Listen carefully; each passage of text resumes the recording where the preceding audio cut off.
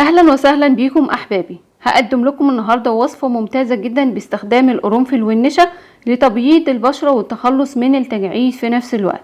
غير كده كمان ان هو مغذي جدا للبشره، بيفيدنا في تفتيح البشره، بيفيدنا من التخلص من علامات تقدم السن، لانه غني جدا بتحفيز ماده الكولاجين. القرنفل من الحاجات الممتازه جدا في شد التجاعيد وتبييض البشره، وفي نفس الوقت كمان التخلص من اثار الحبوب والبثور بصوره ملحوظه جدا بامر الله. هتلاحظوا الفرق من اول اسبوع في الاستخدام. والنشا اللي معانا مفيد جدا في التخلص من السمار والغمقان حتى لو كان من سنين. هنبدأ مع بعض وصفتنا بإذن الله، يا رب تكون عند حسن ظنكم. اول مكون معانا وهو القرنفل او المسمار. قولوا لنا انتوا بتشوفوا الفيديو بتاعنا من اي بلد، ويا ريت تكتبوا لنا مسميات القرنفل في البلد عندكم هي ايه. هنحتاج القرنفل مطحون بالشكل ده، وهنبدأ ناخد معلقة متوسطة من القرنفل المطحون. يفضل طبعا يكون مطحون بودر كويس جدا علشان خاطر يفيد في البشرة بتاعتنا النهاردة وتستفادوا منه في وصفتنا. هحتاج المكون التاني اللي معانا وهو معلقة من النشا او المايزينا او الكورن فلاور، من الحاجات الرائعة جدا في تبييض البشرة والتخلص من الغمقان حتى لو كان من فترة كبيرة. هبدأ اخلط المكونين مع بعض كويس جدا، وهبدأ اضيف عليهم مكون ممتاز جدا في تفتيح البشرة والتخلص من علامات تقدم السن بصورة ملحوظة، وهو معايا الحمص المطحون او الجرانتيتا المطحونة. الحمص من الحاجات الحلوة جدا في تفتيح البشرة وتبييض البشرة بصورة ملحوظة.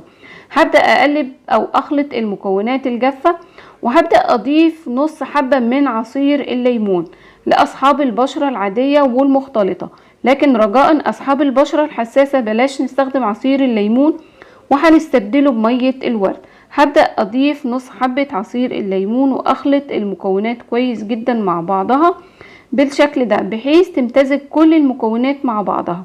وهبدأ انزل بالتدريج بمية الورد. مية الورد طبعا من الحاجات الحلوة جدا لغلق المسامات الواسعة، وفي نفس الوقت تفتيح البشرة وتبييض البشرة بصورة ملحوظة جدا. هبدأ اخد معلقة متوسطة من مية الورد واقلب المكونات او اخلط المكونات كويس جدا، وهشوف انا محتاجة كمية تانية من مية الورد او لا. انا محتاجة القوام بتاع الوصفة بتاعتي يكون كريمي ويكون سهل في الاستخدام. هبدأ طبعا اخد كمية تانية من مية الورد، ومع الخلط المستمر هتحصل على القوام اللي انا محتاجاه. هبدأ اقلب بالشكل ده او اخلط المكونات كويس جدا مع بعضها لحد ما تحصل على قوام يكون شبه كريمي ويكون سهل جدا في الاستخدام، واتأكد جدا ان كل المكونات اتخلطت كويس جدا مع بعضها. هبدأ اسيب المكونات مع بعضها تتفاعل لمدة 5 دقايق قبل الاستخدام، وده ضروري جدا علشان خاطر استفاد من كل مكونات الوصفة كويس جدا مع بعضها. وهنبدأ مع بعض نعمل سيرم للبشرة حلو جدا وممتاز. هنستخدمه سيرم ليلي، هيبقى رائع جدا في شد التجاعيد وملء الخطوط الرفيعة بصورة ملحوظة. كده تحصلنا على قوام ممتاز جدا زي ما انتم شايفين. هبدأ اسيب المكونات ترتاح وهبدأ اعمل السيرم بتاعنا اللي هنستخدمه بصورة يومية بأمر الله على البشرة.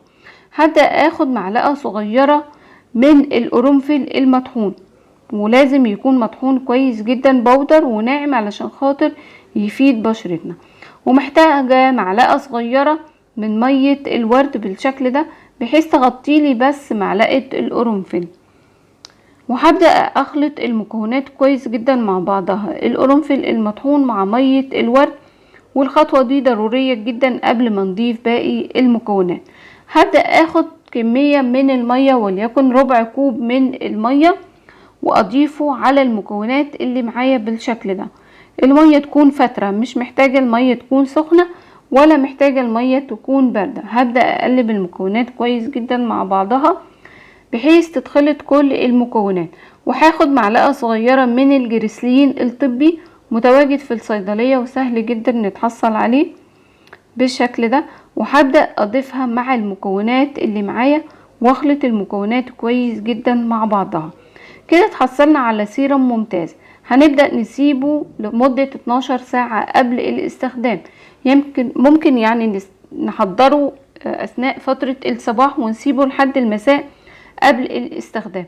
وهبدأ اضيفه في عبوة رذاذ بالشكل ده، بحيث ابدأ ارشه على البشرة كلها قبل النوم مباشرة، وابدأ ادلك بحركات دائرية على البشرة، واعمل مساج خفيف جدا للبشرة ومنطقة الجبين ومنطقة بين الحاجبين، وفي نفس الوقت منساش طبعا منطقة الرقبة ومنطقة الخدود.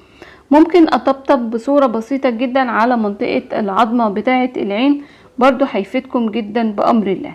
بالنسبة للكريم بتاعي هبدأ اخد كمية بالشكل ده من الكريم، وابدأ ادلك بحركات فرك دائرية بس تكون خفيفة، بحيث اغذي البشرة وكل مكونات الماسك اللي معايا تدخل في البشرة. لما ابدأ اعمل حركات دائرية بالشكل ده على الماسك، هيبدأ يتغلغل جوه خلايا البشرة ويفيدها بصورة ملحوظة جدا بأمر الله. وهيكون افضل بكتير ان انا احط الماسك واسيبه بدون تدليك. لما ندلك طبعا البشرة ونعمل حركات دائرية وحركات مساج من تحت لفوق عكس اتجاه الجاذبية الأرضية، هيفيد البشرة جدا معاكم. هنبدأ نستخدم الوصفة دي مرة بس واحدة في الأسبوع، مش محتاجين أكتر من كده.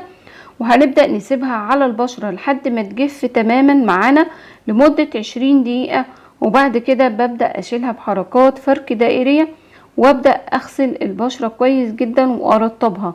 خطوة ترطيب البشرة بعد الماسكات مهمة جدا. من اقوى المرطبات اللي ممكن نستخدمها وهو جل الصبار او جل الالوفيرا، من الحاجات الرائعة جدا اللي بتفيد في الترطيب بصورة حلوة جدا وبتغذي البشرة. ممكن نستخدم زيت اللوز الحلو او اي نوع مرطب. حاولوا تستخدموا الوصفة لانها مفيدة جدا وهتفيدكم في ازالة التجاعيد وتبييض البشرة. ده غير كده كمان ان الماسك بتاعنا ده ممكن نستخدمه اي منطقة في الجسم، حتى لو كانت المنطقة الحساسة. هيفيدك جدا في شد الترهلات وفي تبييض المنطقة بصورة ملحوظة جدا، وتخلص من خلايا الجلد الميتة بصورة رائعة جدا بأمر الله. السيرم زي ما قلت هنستخدمه يوميا قبل النوم. مدة حفظ السيرم معايا لمدة اسبوع في التلاجة. ويفضل طبعا نحط اعواد من القرنفل بالشكل ده علشان يفيد من ويزيد من قيمة الوصفة او السيرم اللي معايا. لكن بالنسبة للماسك اللي معانا احنا هنعمله قبل الاستخدام مباشرة، لان مش هينفع نستخدمه على فترات متباعدة. زي ما قلت احنا هنستخدم الماسك لمدة مرة واحدة بس في الاسبوع، فهنعمل كمية قليلة على قد استخدام مرة واحدة، وبعد كده بنبدأ نجدده في الاسبوع التاني. صدقوني كنز رباني عظيم هيفيدكم جدا في تبييض البشرة وتفتيح البشرة بصورة ملحوظة. اشوفكم تاني في وصفة جديدة بأمر الله في قناتكم جمال المرأة العربية. دمتم في حفظ الله. السلام عليكم.